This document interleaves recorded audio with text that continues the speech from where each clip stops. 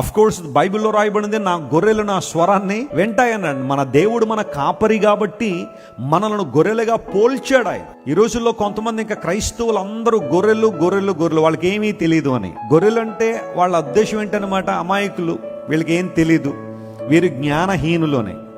అలాంటోడు ఒక్కసారి Google open చేసి నువ్వు వాడుతున్న ప్రతి వస్తువు ఎవడు కనిపెట్టాడో ఒక్కసారి పరిశీలన చేయను. నువ్వు వాడుతున్న ప్రతి వస్తువు ఎవరు కనిపెట్టారని ఒకసారి ప్రశ్నించు. నువ్వు గొర్రెలను అపహాస్యం చేస్తున్న వాళ్ళే కదా అవన్నీ కనిపెట్టింది. నువ్వు వాడుతున్న ఫోన్ వాళ్ళు కనిపెట్టింది, ఇంటర్నెట్ వాళ్ళు తీసుకొచ్చింది, కంప్యూటర్ వాళ్ళు కనిపెట్టింది, నువ్వు వాడుతున్న మందుల దగ్గర నుండి ఆఖరికి బాల్ పాయింట్ పెన్ పిన్ను దాకా వాళ్ళు కనిపెట్టిందే. అంత కనిపెట్టినవన్నీ వాడుకుంటూ వాళ్ళు గొర్రెలను అమాయకులుగా వాడుతున్నావు అంటే అసలు గొర్రె ఎవరు? నువ్వు కదా, అమాయకుడు నువ్వు కదా. గొర్రెలను ఏ సందర్భంలో ఉపయోగించారంటే ఆ కాపరి స్వరాన్ని మాత్రమే వింటాయి.